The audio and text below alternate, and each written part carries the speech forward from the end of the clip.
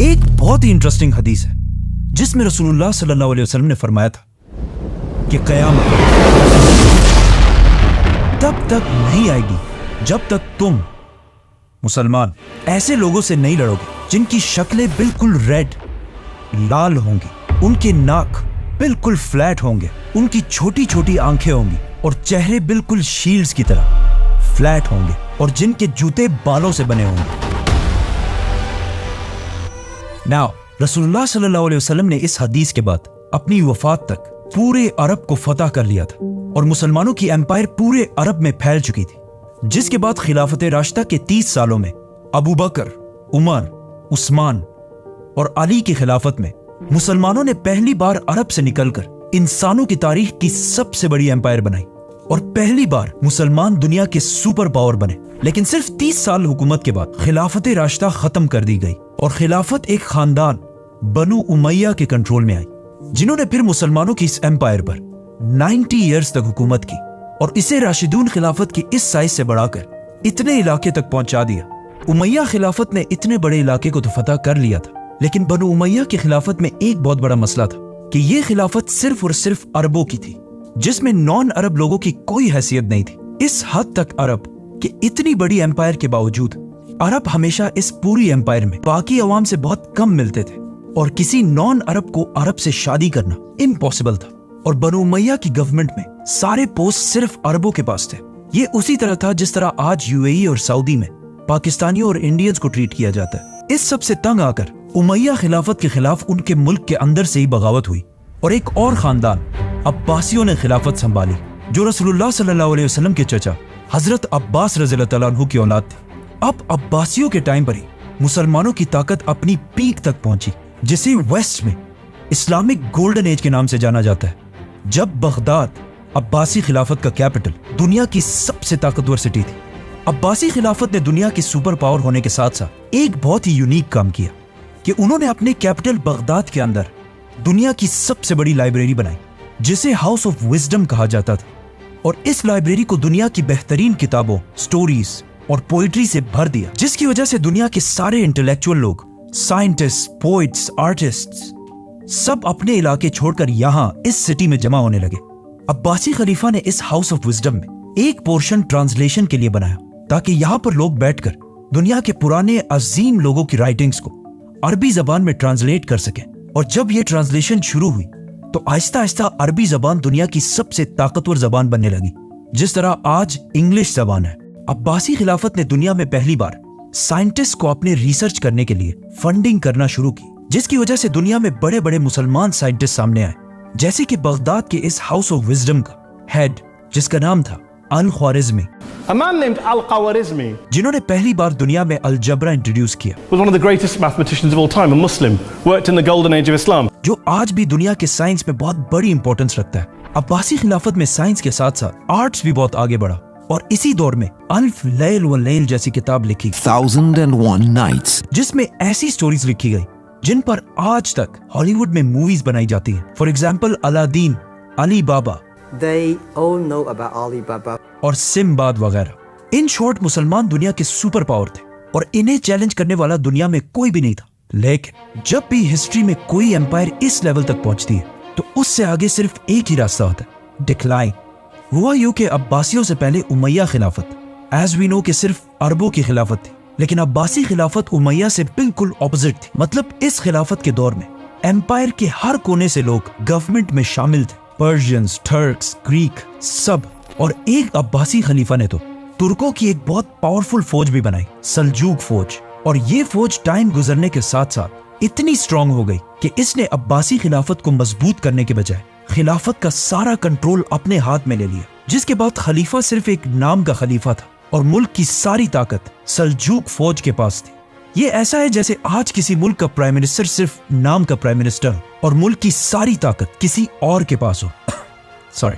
सल्जूक फौज के कंट्रोल के बाद इसी फौज की वजह से आहिस्ता आहिस्ता अब्बासी खिलाफत कमजोर होती गई और उनकी इस इतनी बड़ी एम्पायर में हर तरफ बगावतें स्टार्ट होने लगी, जिससे आखिर ये इतनी बड़ी एम्पायर छोटे छोटे हिस्सों में डिवाइड हो गई, जिसकी वजह से मुसलमानों के हाथ से पहली बार फलस्तीन छीन लिया गया। इस सब से बहुत साल पहले पहली खिलाफत में जब हजरत उमर रज़ियल्लाहु तआला अन्हु इन सारे इलाकों को फतह कर रहे थे तो उन्होंने क्रिश्चियंस की सबसे होली सिटी जेरूसलम को भी फतह कर लिया था। उसके बाद अगले 450 साल तक किसी की भी हिम्मत नहीं हुई थी कि वो फलस्तीन मुसलमानों से ले सके। लेकिन जब अब्बासी खिलाफत कमजोर हो गई और मुसलमान बहुत छोटे हिस्सों में डिवाइड हो गए, तो इस टाइम का यूरोप के क्रिश्चियंस ने फुल फायदा उठाया और यरूशलेम फलस्तीन को मुसलमानों के हाथ से छुड़ाने के लिए एक बहुत बड़ी जंग स्टार्ट की, the crusades, the mightiest battle between Christianity and Islam. और आखिर 1099 में उन्होंने फलस्तीन और जेरूसलम फतह करने के बाद हजारों मुसलमानों, बच्चे, औरतें, बूढ़ों को शहीद कर दिया और उनके घरों को आग लगा दी। एक किताब में तो ये तक लिखा है कि क्रूसेडर्स ने मुसलमान माओं से उनके बच्चे छीनकर बड़ी बड़ी बिल्डिंग से नीचे फेंक दिए। मुसलमानों ने इन क्रूसेडर्स से भागकर घरों और मस्जिदों में छुपने की कोशिश की, लेकिन क्रूसेडर्स ने बजाय इसके कि उनको निकाला जाए, क्रूसेडर्स ने उन घरों को बाहर से आग लगा दी, जिससे हजारों मुसलमान जलकर राख हो गए। अगर आप सोचेंगे कि इतना जालिम कोई कैसे हो सकता है, तो आज भी फलस्तीन में यही सब कुछ एग्जैक्टली इसी तरह हो रहा है। क्रिश्चियंस के जुल्म से कुछ ही मुसलमान वहां से बचकर निकले और ये मुसलमान मस्जिद अक्सा से उस पुराने कुरान मजीद को भी अपने साथ लेकर गए जो हजरत उस्मान के दौर में लिखा गया था। इस सब जुल्म के बावजूद दुनिया में मुसलमानों का ऐसा कोई लीडर भी नहीं था जो फलस्तीन को दोबारा फतह कर सके। लेकिन फलस्तीन खोने के सिर्फ 40 साल बाद इराक में एक आम से सोल्जर नजमुद्दीन अयूब के घर में एक बच्चा पैदा हुआ। यूसुफ सलाहुद्दीन अयूबी के नाम से याद किया जाता है।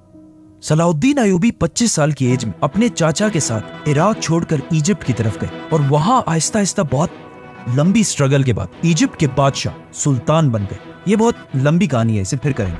अब जब यहाँ इजिप्ट में सलाहुद्दीन अयूबी इजिप्ट के बादशाह बनने की तरफ जा रहे थे, तो इसी दौरान यहाँ से बहुत दूर मंगोलिया में एक छोटे से गांव के एक छोटे से कबीले के सरदार के घर में भी एक बच्चा पैदा हुआ जिसका नाम था Temujin Genghis Khan. Yes, Salahuddin और चंगेज खान एक ही दौर में जिंदा थे। एक ने मुसलमानों को वापस ग्लोरी की तरफ लेके जाना था और दूसरे ने मुसलमानों को ऐसा तबाह करना था जो इससे पहले किसी ने भी नहीं किया था। फलस्तीन और स्पेशली जेरूसलम को खोने के बाद मुसलमानों का कोई स्ट्रॉन्ग लीडर तो नहीं था, लेकिन इस दौरान सबसे जबरदस्त रोल मुस्लिम स्कॉलर्स उलमा ने प्ले किया था, क्योंकि इससे पहले जो मुसलमान हर वक्त आपस में लड़ते रहते थे और बहुत सारे फिरकों में डिवाइडेड थे, उन्हें कुछ बहुत अजीम स्कॉलर्स ने एक ही गोल पर यूनाइट करना शुरू किया कि किसी भी हाल में फलस्तीन को दोबारा फतह करना है, जिससे अगले कई सालों में मुसलमान किंगडम्स की यंग पॉपुलेशन के दिमाग में ये बात बहुत अच्छी तरह बैठ गई। लेकिन फिर भी मुसलमानों का ऐसा कोई एक लीडर नहीं था जो मुसलमानों को यूनाइट करके क्रिश्चियंस पर हमला कर सके। आखिर सलाहुद्दीन अयूबी ने इजिप्ट का सुल्तान बनने के बाद पहले तो क्रिश्चियंस के एक ग्रुप से डील कर ली कि अगले 10 साल तक बिल्कुल अमन होगा और हम एक दूसरे पर हमला नहीं करेंगे, ऑलमोस्ट सुलह हुदैबिया की तरह। इन 10 सालों को यूज करके सलाहुद्दीन अयूबी ने पहले मुसलमानों को यूनाइट करना शुरू किया और फिर आखिर इस सारे इलाके को फतह करने के बाद अब सलाहुद्दीन अयूबी दुनिया के सबसे ताकतवर मुसलमान बादशाह बन चुके थे और दुनिया के सारे मुसलमान फलस्तीन को फतह करने के लिए सलाहुद्दीन अयूबी की तरफ देखने लगे। आखिर सलाहुद्दीन अयूबी ने अपनी फौज लेकर क्रूसेडर्स पर हमला कर दिया और साल 1192 में जेरूसलम को मुकम्मल तौर पर फतह करके सिक्योर कर लिया। 1192 मुसलमानों की तारीख का बहुत इंपॉर्टेंट साल था, क्योंकि इस साल एक तरफ सलाहुद्दीन अयूबी ने इतनी बड़ी फतह हासिल की और दूसरी तरफ शहाबुद्दीन गौरी ने इंडिया पर हमला करके इसे फतह कर लिया और दिल्ली सल्तनत की बुनियाद भी रखी। अब ऑलमोस्ट 100 साल बाद मुसलमान आखिरकार दोबारा थोड़ा स्टेबल होने लगे और मुसलमानों की खोई हुई इज्जत भी उन्हें वापस मिलने लगी। लेकिन अब जब मुसलमानों को थोड़ी कामयाबी मिल चुकी थी, तो इस सब से 600 साल पहले रसूलुल्लाह सल्लल्लाहु अलैहि वसल्लम की कही हुई हदीस के पूरे होने का टाइम आ चुका था। तो इस सब से बहुत दूर चंगेज खान ने मंगोलिया को यूनाइट कर लिया था और बहुत तेजी से हर तरफ अपनी ताकत बढ़ा रहा था। चंगेज खान का असली नाम तेमुजिन था और उसका बाप मंगोलिया के एक छोटे से कबीले का सरदार था। लेकिन तेमुजिन के बचपन में एक दूसरे कबीले ने उसके बाप को सीक्रेटली जहर देकर मार दिया था, जिसके बाद तेमुजिन और उसका पूरा खानदान बहुत सख्त जिंदगी गुजारता रहा। और कहा जाता है कि एक वक्त में तेमुजिन चाइना में किसी और का गुलाम बनकर भी रहा, लेकिन फिर तेमुजिन ने आखिर वापस मंगोलिया आकर अपने कबीले को यूनाइट किया और आहिस्ता आहिस्ता उसकी ये मंगोल एम्पायर बढ़ने लगी और इतनी बड़ी हो गई कि मंगोलियंस ने तेमुजिन को एक बहुत बड़ा टाइटल दिया, चंगेज खान, जिसका मतलब है सबसे बड़ा बादशाह। खान, ये नाम खान इससे पहले टर्किश जबान में भी यूज किया जाता था, लेकिन चंगेज खान की वजह से ये नाम पूरी दुनिया में हमेशा के लिए फेमस हो गया। मतलब कुछ सर्वेस के मुताबिक आज दुनिया में 2.5 करोड़ लोग ऐसे हैं जिनके नाम में खान आता है, जैसे कि शाहरुख खान, आमिर खान और of course Imran Khan. Mongolia को आज भी अगर देखा जाए तो एक बहुत ही गरीब और आम सा मुल्क है, और उस जमाने में तो इससे भी बहुत ज्यादा कमजोर था। इसीलिए चंगेज खान के इस एम्पायर के बनने के बाद भी मंगोलिया के नेबर चाइना ने इसे सीरियसली नहीं लिया, क्योंकि आने वाले कुछ ही सालों में चंगेज खान ने चाइना की कैपिटल बीजिंग को फतह कर लिया, और पहली बार लोगों ने देखा कि चंगेज खान कितना जालिम है।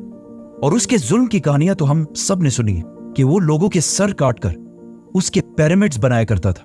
लेकिन ये जुल्म चंगेज खान का कोई शौक नहीं था, इस जुल्म से उसे बहुत बड़ा फायदा था। मतलब उसने अपनी पूरी फौज को 10 आदमियों के ग्रुप्स में डिवाइड किया, और फिर 10 से 100, और फिर 100 से 1000, और 1000 से 10,000 के ग्रुप्स। नाउ चंगेज खान ने अपनी आर्मी के लिए एक रूल बनाया था कि हर 10 लोगों के ग्रुप में अगर एक बंदा भी जंग छोड़कर भाग जाएगा तो उसके ग्रुप के बाकी 9 लोगों के सर काट दिए जाएंगे, जिससे चंगेज खान की आर्मी के सोल्जर्स एक दूसरे को जंग से भागने ही नहीं देते थे, और जो भी भागने की कोशिश करता था उसे उसकी आर्मी खुद ही मार देती थी।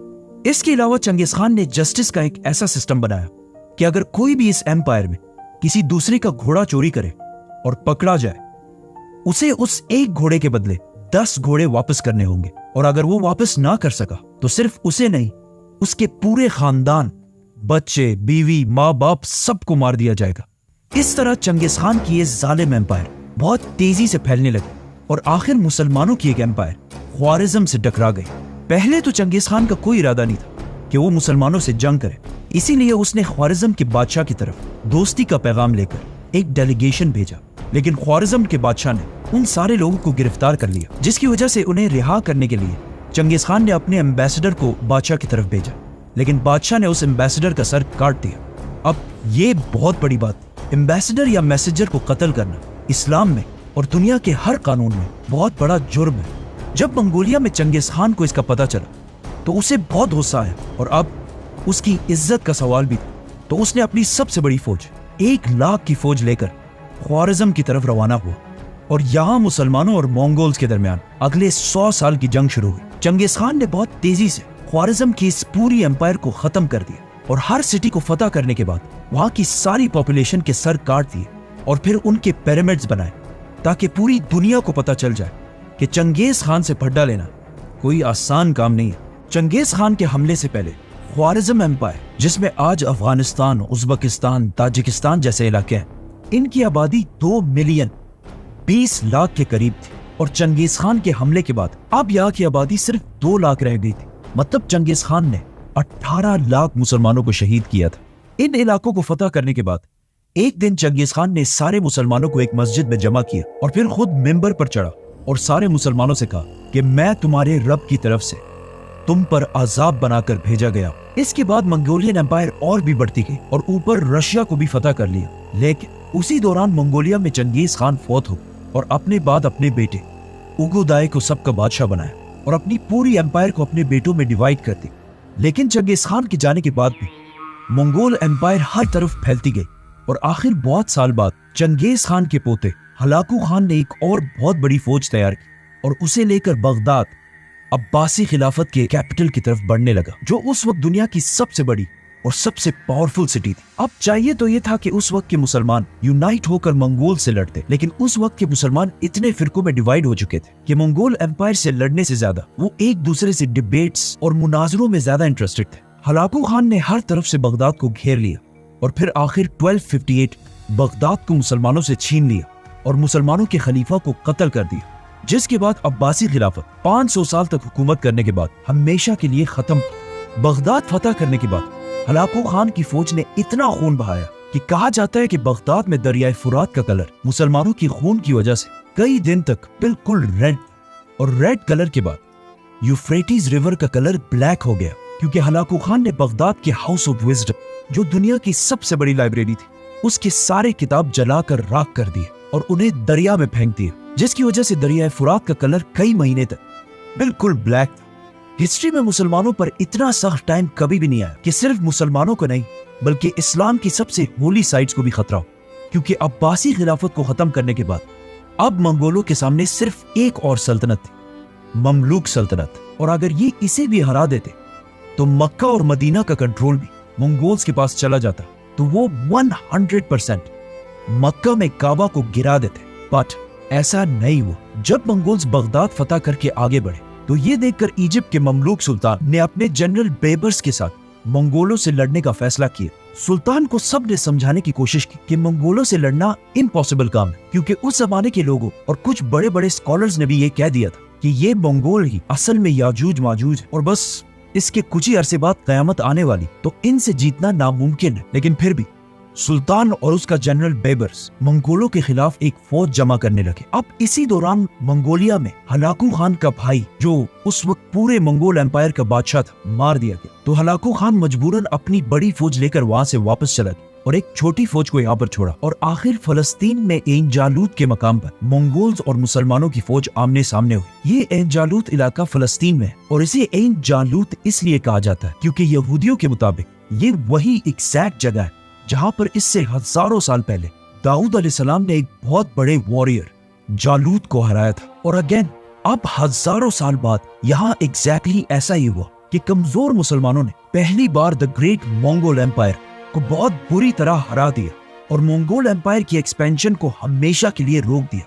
मतलब ये जंग हारने के बाद मंगोल एम्पायर कभी भी इससे आगे नहीं बढ़ी। ये थी मंगोल्स और मुसलमानों की जंग, जिसका इससे बहुत साल पहले रसूलुल्लाह सल्लल्लाहु अलैहि वसल्लम ने पहले ही बता दिया था, जो आखिर एन जालूत की जंग के साथ खत्म हो गई। लेकिन फिर भी मुस्लिम दुनिया के एक बहुत बड़े हिस्से पर मंगोल्स का कंट्रोल था और उन्हें दुनिया में कोई भी चैलेंज नहीं कर सकता। लेकिन फिर आहिस्ता आहिस्ता यही मंगोल यहाँ के रिलीजन इस्लाम को स्टडी करने लगे और आखिर इतना इम्प्रेस हुए कि सारा मंगोल खानदान जो इन इलाकों में आबाद था मुसलमान हो गया और ये सारे इलाके दोबारा इस्लाम के कंट्रोल में आए। अगर आप चंगेज खान की औलाद के सारे नाम देखें तो पहले इन सारों के नाम बिल्कुल मंगोल नाम, जैसे कि ओगोदाय, जोची, हलागू। लेकिन आहिस्ता आहिस्ता इनके नाम मंगोल से मुसलमान नाम होने लगे, जैसे कि मोहम्मद, तैमूर, यूनुस और बाबर। क्योंकि इंडिया पर बहुत साल हुकूमत करने वाली मुगल एम्पायर इसी चंगेज खान की औलाद में से थी। हजरत उमर और चंगेज खान में एक बात कॉमन है कि इन्होंने अपने जमाने की सबसे बड़ी और सबसे ताकतवर एम्पायर्स बनाई थी। लेकिन इन दोनों एम्पायर्स में एक बहुत बड़ा डिफरेंस है कि आज चंगेज खान को सिर्फ एक जालिम के तौर पर याद किया जाता है, लेकिन हजरत उमर को पूरी दुनिया एक ग्रेट लीडर मानती है। सब्सक्राइब।